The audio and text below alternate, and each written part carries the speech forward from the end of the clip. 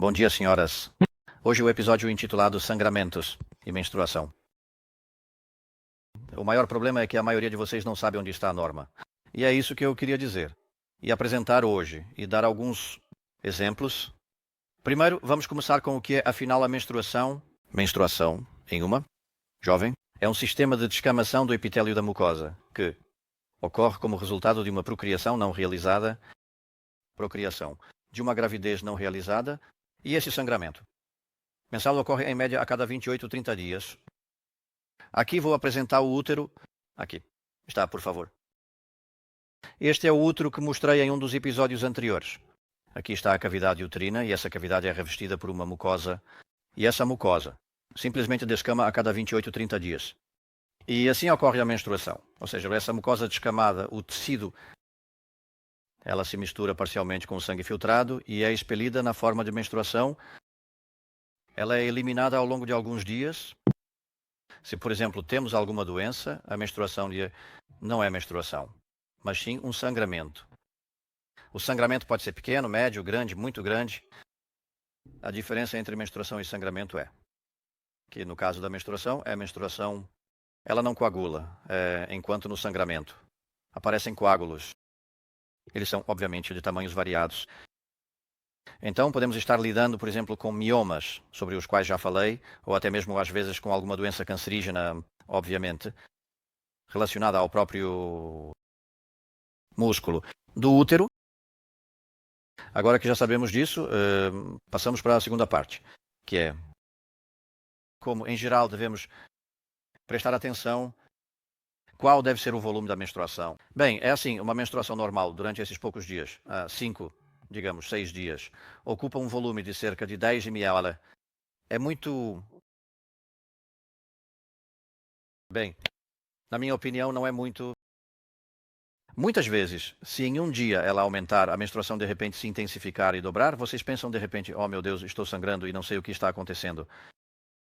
Aqui está a outra representação. Aqui estão 80 ml de sangue menstrual potencial, suponhamos. E isso é como o limite superior, normas para ser um ciclo. Ou seja, se dividirmos esse sangue em 5, 6 dias, então temos uma menstruação abundante. Mas isso ainda não é nenhuma tragédia. Então vocês podem lembrar, vamos anotar que no caso da esquerda temos 10 ml por ciclo. Isso é o mínimo. E no caso do segundo volume, estamos lidando com 80 mililitros.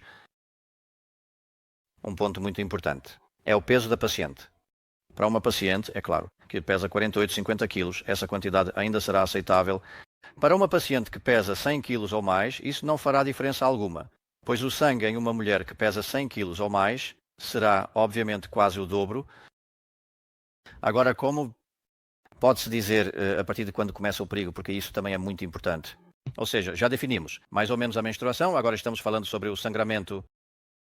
Ou seja, se começa acima desses 80 ml, como mostrei aqui, sangramento mensal, então podemos já parcialmente, dependendo da duração, sua ocorrência, sintomas adicionais, alguma febre, estados de fraqueza e, em geral, classificar como sangramento neste recipiente 400 ml. Digamos que é um líquido correspondente ao sangramento ou menstruação. É muito... 400 é pouco. Isso é o máximo que se pode teoricamente perder em um mês. Talvez até um pouco menos. E por que exatamente 400? Porque tentei, de alguma forma, encontrar na literatura alguns números específicos sobre sangramento. Há uma exceção na sala de parto sobre a qual falarei em breve como uma curiosidade. Não encontrei. Então parti de outra suposição simples. Na Polónia, coleta-se sangue, doadores de sangue voluntários doam cerca de 400, 450 ml de sangue total. A cada 6, 8 semanas. Ou seja, um adulto pode doar aproximadamente essa quantidade uma vez por mês, 450 ml, ou seja, praticamente esse volume. Ou seja, se calcularmos isso como, digamos, uma hemorragia, temos o limite superior da aceitabilidade do nosso corpo em relação à hemorragia. Claro que isso já deve causar preocupação, porque a hemorragia, no caso, por exemplo, de ocorrência de câncer, pode ser de várias formas e, claro, também pode ser máxima. Vocês, queridas senhoras, não sabem o que exatamente cada uma de vocês tem Eu, claro, não sou capaz de ajudar cada uma, porque isso é fisicamente impossível, mas o mais importante é que vocês sejam capazes de diferenciar 10 ml de PAP, 80 ml por ciclo, até o limite superior de sangramento em, digamos, algumas semanas. Se vocês estão sangrando mais, devem procurar um médico urgentemente. Isso é uma questão muito importante, pois deve ser tomada uma investigação adicional para possíveis doenças. Por curiosidade, agora vou falar sobre o parto em geral. Parto.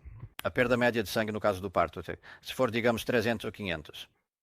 Então podemos dizer que todos esses fluidos juntos têm um volume de cerca de 500 mmHg. E isso é, na verdade, uma perda normal de sangue durante o parto. Quando essa perda ultrapassa 1000 mm, começam os problemas. Acima de 1500, a paciente já está muito fraca e praticamente raramente se move. Se, obviamente, durante o parto houver uma perda de mais de 2 litros de sangue, isso já é uma situação absolutamente alarmante e ela precisa receber esse sangue de alguma forma. Então, isso é uma curiosidade, mas isso, é claro, já não é sua tarefa, mas sim do médico que conduz o parto ou da parteira, se ela precisar controlar o sangramento. Lembrem-se de que eu estava falando sobre sangramento ao longo de um período prolongado e no caso do parto estamos falando de um evento que dura algumas horas. Então, já temos essas questões esclarecidas. Hoje não vou falar mais, mas uma pequena curiosidade histórica a saber, porque o meu avô também era médico em Lviv antes da guerra, da Segunda Guerra Mundial, não da guerra atual. Em relação a isso, naquela época tratava-se com sangrias, ou seja, um tema semelhante ao de hoje. Simplesmente o paciente vinha e simplesmente retirava-se o sangue dele. Retirava-se entre 200, 400, 500 ml, ou seja, a mesma quantidade de sangue que se doa hoje. Esse sangue, é claro, era coletado em algum recipiente comum. E meu pai me contou sobre uma situação em que, como um jovem rapaz, ele tinha que carregar esse balde de sangue de 10 litros. Após atender meu avô, ele despejava no banheiro. Então essa é uma curiosidade histórica e um tratamento à sangria. Vamos encerrar a apresentação de hoje.